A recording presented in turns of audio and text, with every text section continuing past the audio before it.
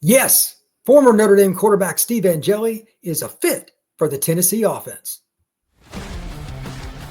Locked On presents The Portal, the daily podcast covering college football recruiting and everything NIL. Part of the Locked On Podcast Network. Your team every day. Welcome back into the Portal Podcast, where you get your daily recruiting, NIL, and transfer portal news. I'm your host, Brian Smith, longtime writer and college football recruiting analyst. Thank you for making the Portal Podcast your first listen. And I have a unique podcast for you today. Here's my take. Yes, Steve Angeli fits the Tennessee offense, but it's not just because of the physical attributes that we're going to be talking about. Steve Angeli stuck around Notre Dame. He's going to graduate in 3 years, by the way, and he did so when he could have left. The Irish brought in Riley Leonard last year. Steve was next up. He stuck around. They have this CJ Carr guy coming up. He could have left before this spring and left in the winter window. He stuck around. He didn't complain when the reps were split up this spring with young guys behind him. He stuck around. Steve Angeli has leadership, experience, and a professionalism to him that Tennessee could absolutely use. After the entire saga with what's happened with the former quarterback Nico Iamaleava, I would imagine that Tennessee Vols fans would also like to see a little stability. I'm going to talk about his personality, statistics, and how he fits into the offense physically. But again, the very first thing you should know about why he fits Tennessee is how he is as a person. Tennessee needs stability, no doubt about it. Steve Angeli is that kind of guy. Now, I got to know him a little bit during his high school recruiting process and right after he signed in Notre Dame, talked to him a few times. Really articulate and mature young man. Going to graduate from Notre Dame in 3 years. That kind of says something right there. Secondarily, this is a guy that loves the game in terms of understanding X's and O's. College players are always still learning, but like he enjoys that stuff. He's not going to be overwhelmed by any specific situation. As a barometer of that, remember this past season, Penn State was beating Notre Dame and Angeli was inserted in the lineup when Riley Leonard was hurt. He led the Irish to their first scoring drive, a field goal right before half. He's got some moxie to him. Now, let's dive into the stats.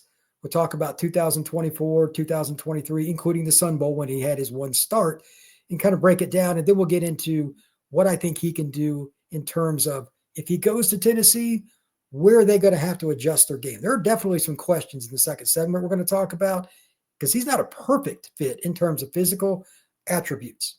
But that's why you get paid a lot of money if you're Josh Heupel and his coaching staff. So let's look at it from this year first.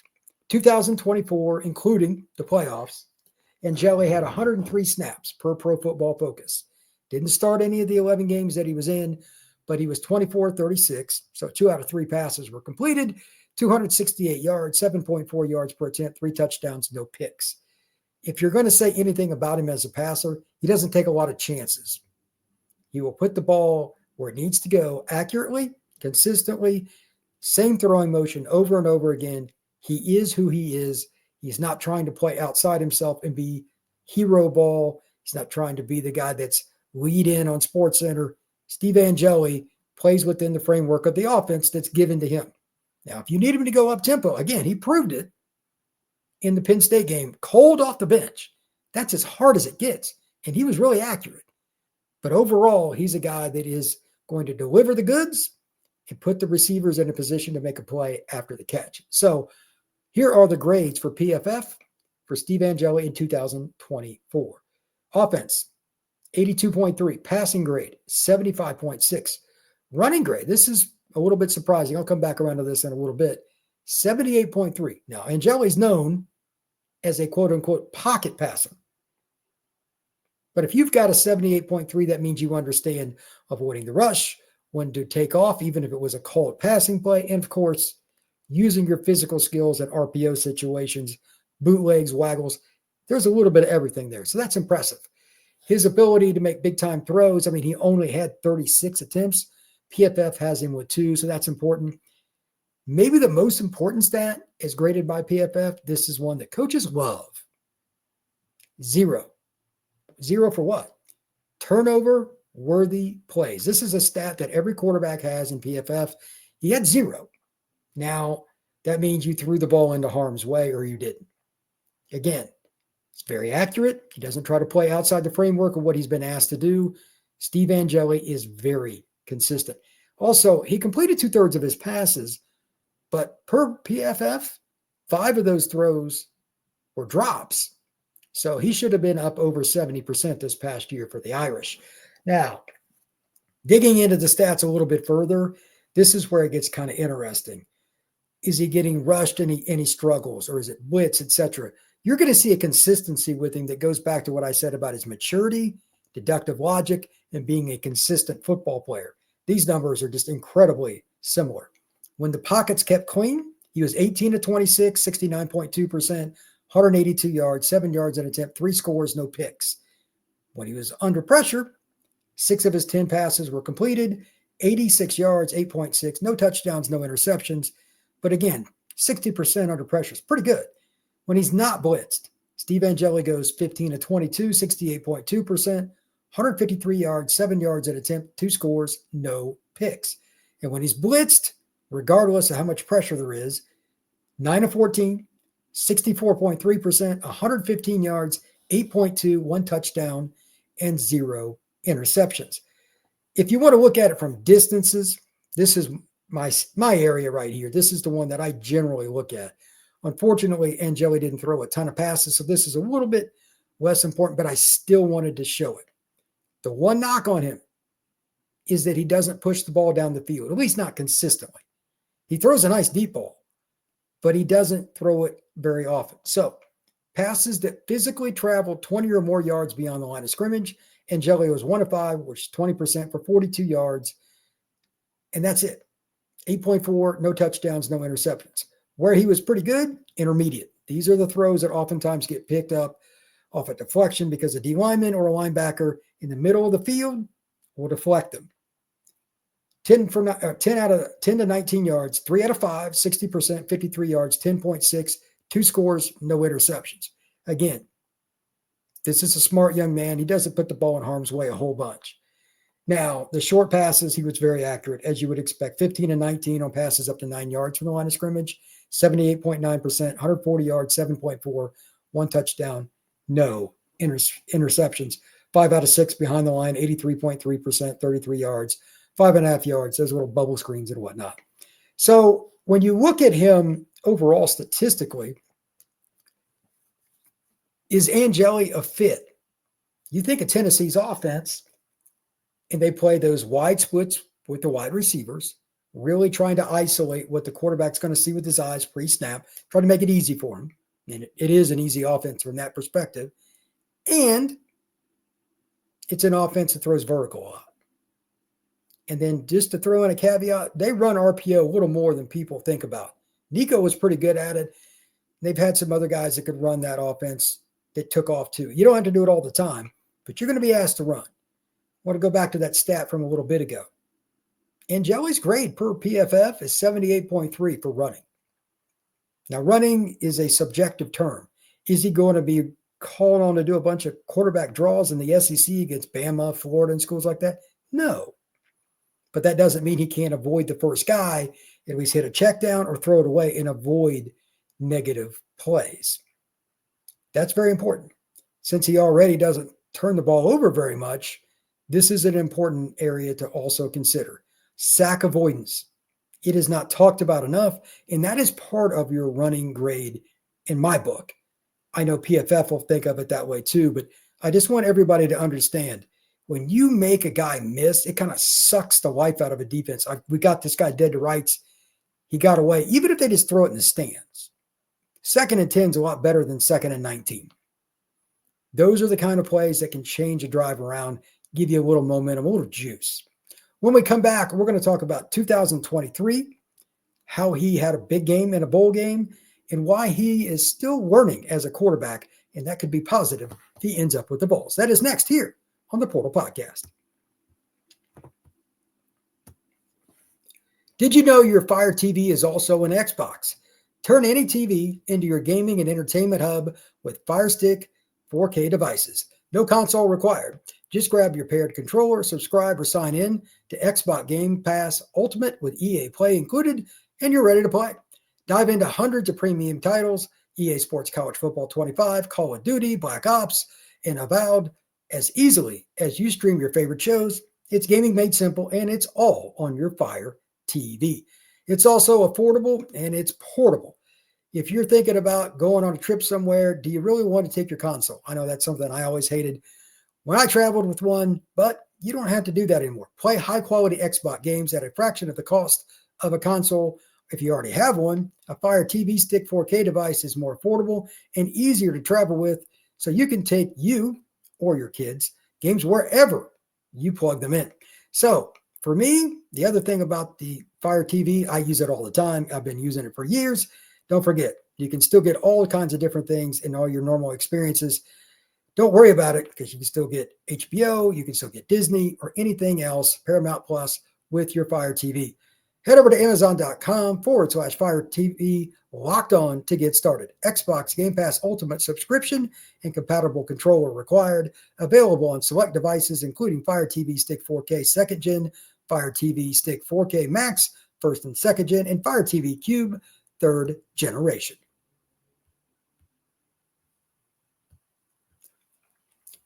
"2023 saw Steve Angeli start to get some playing time. And then he really got a lot of it. We'll talk about that in just a moment as the starter after Notre Dame's 2023 season in the Sun Bowl against Oregon State. So when we talk about Angeli as a passer, we kind of gave the overview of what he did this past season, but he actually played a little more because of the Sun Bowl game. And I just want to talk about that for a second. First start, bowl game, everybody's watching. How do you think a guy does? Now, this was a team that was decimated by transfers. All the news for Oregon State wasn't trending in the right direction, but it's still a bowl game and in your first start.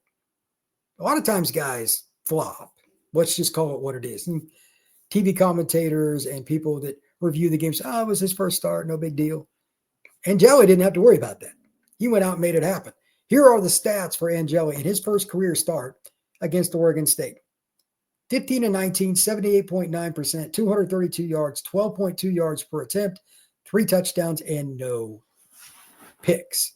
Look, at the end of the day, either you can throw it or you can't. He was a redshirt freshman. He had an opportunity, and Steve Angeli seized it. Now, he's not going to have the same arm Nico did or nothing close. Like, that's one of the rarest arms you're going to see. That's not going to happen. But as far as the fit for Tennessee, all the intangibles, plus the accuracy, it will be up to Heupel if they go after Angeli, and I'm going to assume he's been contacted. I don't know why he would not have been. They have a chance to be a good football team if he's the quarterback over the next couple of years. He has 2 years of eligibility. Again, graduated from Notre Dame in 3 years. He was a redshirt freshman when he played in this game against Oregon State. That was his first opportunity to really shine. He delivered. He played in the Penn State game and delivered. You got to like your chances based on what's currently in the transfer portal. As I do this, this is April 18th for those of you that may watch this later on. So maybe Tennessee goes after somebody else. Maybe they find somebody that has more raw talent that gets in the portal. But right now, in my opinion, the best option is Steve Angeli. It's not perfect. Not saying that it is, but he is absolutely a fit. You need that stability. You need some experience. You need some moxie. And you need a guy that's just freaking accurate. Angeli can throw the football. Now, for Tennessee fans hoping that he's going to be the reason that kind of teeter-totters you over the top with pure talent to beat Bama or, insert school, that's not the case. I'm not here to lie to anybody. He is not going to throw BBs anywhere near like Nico did. I've stood next to Nico while he's throwing. That's not normal. Like, he is insanely athletic. His arm, that whip that he has when he throws, is one of the most unique I have ever seen. He might have the strongest arm of any high school quarterback I've ever been around. But Angeli can win in different ways. And you can adjust based on what Heupel has been able to do throughout his tenure. He's had shorter quarterbacks. He's had guys that are a little bit more pocket savvy. He's had playmakers. He's had a little bit of everything. Merklinger is the guy that would start right now. In terms of style, there's a lot of similarity with Angeli and him, but Angeli is older and been in a lot more situations. It's not even close. No offense to Merklinger, but he hasn't played in a bowl game and been a starter. He hasn't played in the college football playoff against Penn State. That would be the safer route. There is no perfect answer here, but at the same time, I really think that there's an opportunity for Tennessee to at least take a hard look. They may need to take 2 quarterbacks. I don't know. That's up for Heupel and his staff. But if he is going to be a guy, you need to make it pretty quick because it's not going to take long for the phone to ring over and over again. As soon as his name hit, I'm sure there were opportunities for schools that didn't know he was getting it, and some probably did. That, hey, we at least got to entertain this opportunity to bring him in to compete for the starting position. Tennessee's just is the one that's wide open, so I'm using it as an example. And if he can adapt to Tennessee's offense, he could certainly play in a lot of others. Now, I'm going to use one more comparison here, and I am not, clearly, just to be totally 100%, I'm not saying they're looking for one. But from a traditional standpoint, what Michigan runs, a little bit less RPO, a little bit more traditional pocket, Angeli would probably be an even better fit for. But that does not discount his ability to be in the spread and at least be impactful if he was at Tennessee. He'll take off occasionally, he'll make some good plays, and he'll keep you in games. Now, the final point here, do they have the talent around him at Tennessee this year? That's to be determined. I like Tennessee's young talent. They've got a couple of young running backs that got some skill.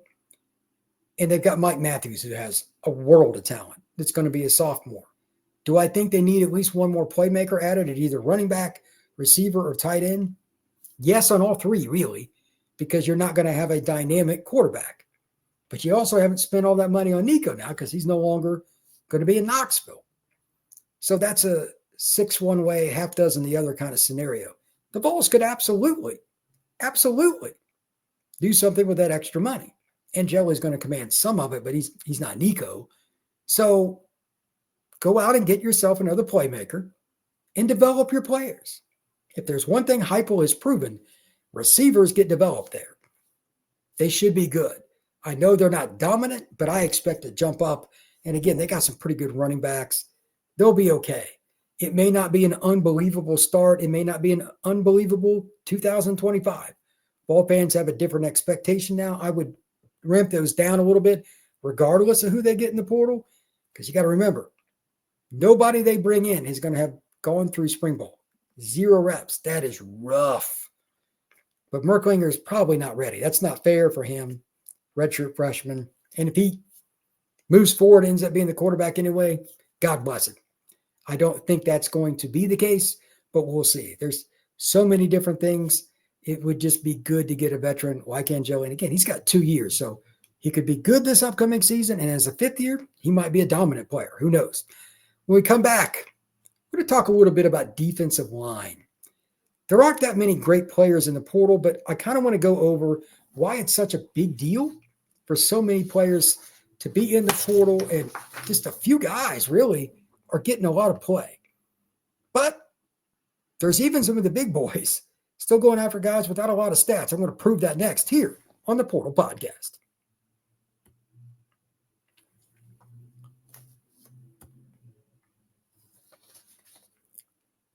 University of Texas. When you think about the Horns over the last couple of years, they have been really good up front. Not just like top 15 or whatever. You could argue that the D-tackle position has had as much talent and production at the University of Texas as any school. 2023, that was almost certainly the case. With that being the way it is, here's how hard it is to find defensive linemen in the portal. I saw a guy supposed to be visiting, so I looked him up. Didn't really know him. Again, this is just defensive line. Like a spring portal, it's usually slim pickings. You're taking guys with size and measurables, but production, Levon Johnson, 310 pounds, 6'2", played at the University of Maryland. He's played 2 years. He's got 2 years remaining. Last season, he played in 7 games, no starts, 120 snaps. He only made 6 tackles. He's visiting Texas. Now, I'm not saying that Levon Johnson can't be a dude. I have no idea. And Texas probably has better defensive staff than Maryland. I'm just going to go out on a limb. No offense to the Maryland Terrapins. Texas is money. I would hope so. But whatever the case may be, a guy that has very little experience, didn't start a game last year, and only 6 tackles per Pro Football Focus, is visiting the University of Texas Longhorns. That puts it in perspective. I talk about this all the time.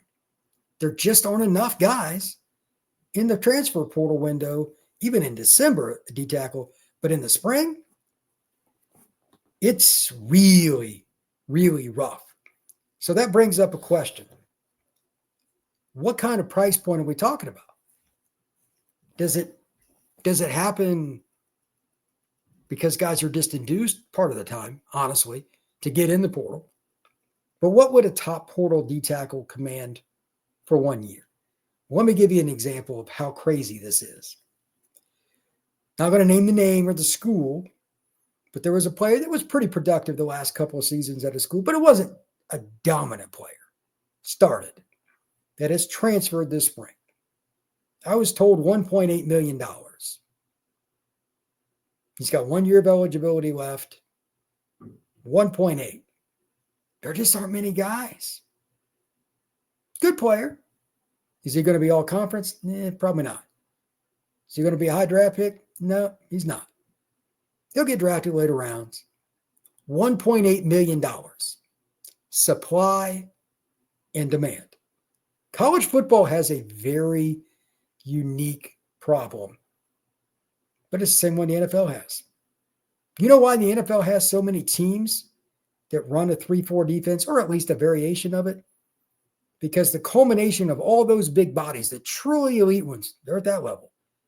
Running a true 3-4, if you don't have an elite guy right in the middle, that nose guard, you're done. You will get absolutely destroyed. That's why these guys, if you can find them, and you'll get a few more players getting chances taken on them. Again, nothing against Mavon Johnson, but he's not a dominant player. He had 6 tackles last year. Texas is bringing him in for a visit. Texas. Yet at the same time, what other options are there? Go look through the portal. Whatever site or sites you want, look up articles, Pete Nakos from On3, whatever you want to use. Doesn't matter. I look at all the same stuff you do. The elite defensive tackles stick around. They get paid and they stick around. So if your school, whoever you root for, is truly behind the 8 ball at the D tackle spot right now, it's probably not going to go well in the bowl.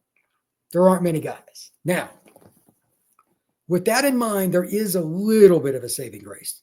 If your problem isn't tackle, end, you've got a much better chance. Now, the following player that I'm about to share with you is somebody that, in my opinion, could be really good. We don't know for sure, but he could be really good. He's got some proven commodity with his stats, and he's a hustle player, got a high motor, all those things. But he's not a lock. And the reason I say that, when you think of big-time players, just my preference, and again, I'm not picking on anybody, but I prefer that they have P4 experience, at least in some capacity, at least played a year or something, so they've seen it consistently in practice, etc. Well, that's not the case for TJ Bush, who's a good player. He was at Liberty. That's been a program that's been really good, by the way. He's played 2 years at Liberty, and he's played. He was a guy right out of the gate, did well at Liberty, and he played over 500 snaps in 2023. And then in the next season, he turned around and had another good year. He's, by the way, 6'2", 265. He's a traditional power end. He had 597 snaps this last year. For those of you that are on YouTube, I'm going to share my screen so you can see his PFF stats, and I'll go through these with everybody else that are listening on Apple, Spotify, Odyssey, Amazon, and everywhere else you get your podcasts and download them. I think this is a player that deserves a pretty hard look. He's recently in the portal, but again, look at the schedule. Campbell, New Mexico State, UTEP, East Carolina, FIU, Kennesaw, Jacksonville State, Middle Tennessee, UMass, Western Kentucky, Sam Houston. Not a murderer's row, but you still have to respect the grades too. Defensive grade, 79.7. Run defense, 75.8. Tackling, 74.4. Pass rush, this is your moneymaker right here, 76.6. And coverage, 75.4. If you're over 70 per PFF, it's a good grade.